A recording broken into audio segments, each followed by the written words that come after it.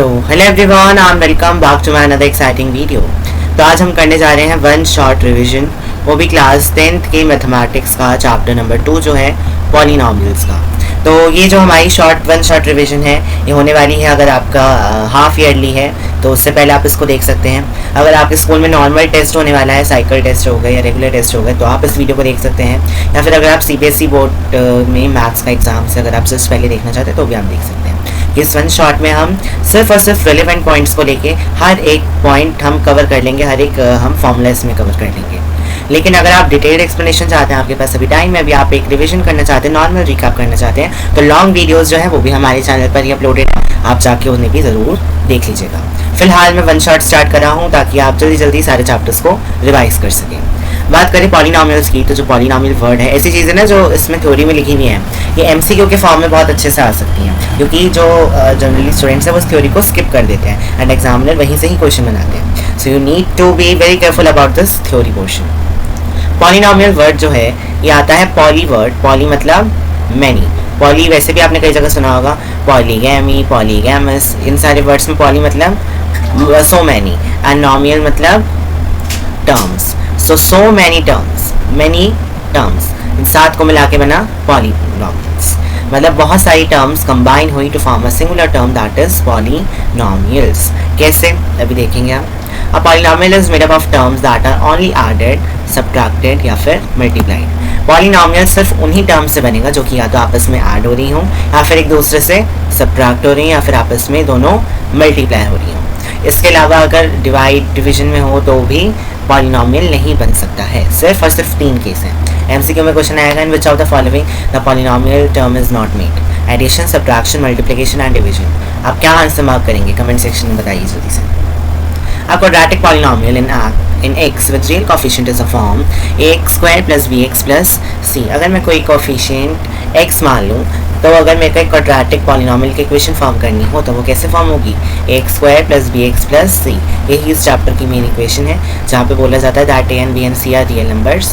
a, b और c real numbers होने चाहिए and a should not, a और b को भी बोला जाता है दैट, कहीं कहीं आप देखेंगे दैट ओनली a एंड कहीं कहीं बोला जाता है a and b should not be equal to 0। तो आपके जो स्कूल में टीचर हैं उन्होंने जैसे बताया आप उसके अकॉर्डिंग करिएगा हर जगह पे, क्योंकि एक अलग रेफरेंस लिया जाता है। अब मैं बात करूँ डिग्री की, तो डिग्री होता क्या है? The highest exponent of the variable in the polynomial is called degree of the polynomial. जो सबसे हाईएस्ट पावर हमें दिखेगी एक्सपोनेंट की, वही हमारी डिग्री हो जाएगी। जैसे 3x³ + 4। अब यहाँ पे 4 के साथ तो कुछ भी नहीं है, तो इसका मतलब x के ऊपर क्या पावर है? 0, और 3 के साथ एक दिया हुआ है x के ऊपर क्यूब।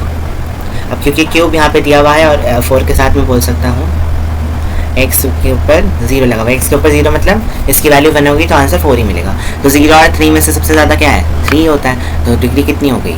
3 हो गई। Polynomials of degree 1 2 3 are called linear, quadratic and cubic polynomials. इसकी डिग्री 1 होगी मतलब जिसमें सिर्फ x ही आएगा वो होगी लीनियर पॉलिनॉमियल की इक्वेशन, जिसके ऊपर x² दिखेगा हमें और साथ में एक टर्म के साथ x लिखा हुआ होगा, वो हो जाएगी हमारी क्वाड्रेटिक पॉलिनॉमियल की इक्वेशन। और जिसके ऊपर क्यूब, x² और x वाला हमें दिख जाए वो हो जाएगी हमारी क्यूबिक पॉलिनॉमियल की इक्वेशन। बहुत ज़्यादा डिटेल में भी मैं इसमें नहीं बता सकता, मगर अगर आपने ये चैप्टर ऑलरेडी पढ़ा हुआ है तो आप समझ रहे होंगे that what I am trying to say. Polynomials can have terms which have constants like 3, -20 etc. and variables like x, y। बोल रहे हैं कि जो इसमें a, b, c, d हैं ये 3, -20 कॉन्स्टेंट्स कुछ भी हो सकते हैं और वेरिएबल्स को हम x या y के फॉर्म में लेते हैं। जैसे एक्सपोनेंट्स, और जब हम इसको एक्सपोनेंट्स के फॉर्म में बोलें तो हम बोलेंगे जैसे मैंने लिया एक एग्जाम्पल y², तो इसमें एक्सपोनेंट क्या होगा? ऊपर जो पावर लगी हुई है, तो क्या पावर लगी हुई है? 2, तो इसलिए इसमें एक्सपोनेंट क्या हो गया? 2 in y²। और अगर मैं इसकी बात करूँ कॉन्सोनेंट्स एंड वेरिएबल्स की, तो इसमें क्या बोल रहे हैं? जैसे कि 3 के साथ x लगा दो, तो ये इसमें कॉन्स्टेंट हो गया 3 और वेरिएबल हो गया x। तो इस तरीके से हम एक इक्वेशन फॉर्म कर सकते हैं। These can be combined using addition, subtraction and multiplication but not division। एक ही पॉइंट बार बार आ चुका है, मतलब ये बहुत ज़्यादा इंपॉर्टेंट पॉइंट है, इससे क्वेश्चन हमसे बहुत ही ज़्यादा पूछा जा सकता है, क्योंकि एक पॉइंट 2 बार रिपीट होना it means that it is a important point. घूम फिर के कैसे भी बात पूछी जाए, लेकिन बात यही रहेगी कि डिवीजन वाले इसमें अप्लाई नहीं होता है form. The zeros of a polynomial px are precisely the x coordinates of the points. अगर हमसे बोला जाए कि हमें बताओ कि जीरो क्या है इस पॉलिनोमियल पे एक्स की, तो क्या होंगे, एक्स कोऑर्डिनेट ही तो होंगे। क्यों? क्योंकि एक्स के टर्म में बोल रहा है। अगर वाई के टर्म में बोलता तो हम बोलते वाई कोऑर्डिनेट्स होते पॉइंट के। Where the graph of Y equals to P X intersects the X, axis जो वाई वाला है वो पी एक्स पे एक्स वाले को इंटरसेक्ट करेगा। अभी ग्राफिकल वाला मेथड था जो कि हमें अभी यहाँ पे ग्राफ नहीं दिया हुआ तो हम उसको भी छोड़ देते हैं। वो ग्राफ वाला क्वेश्चन बहुत रेयर होता है आने में, हमारे चांसेस जो हैं एग्जाम में पेपर में दूसरे वाले चैप्टर से ज़रूर आ सकता है, लेकिन इस वाले चैप्टर से बहुत कम क्वेश्चन ऑब्जर्व करेगा, इसलिए मैंने यहाँ पर उसको लिया भी नहीं है।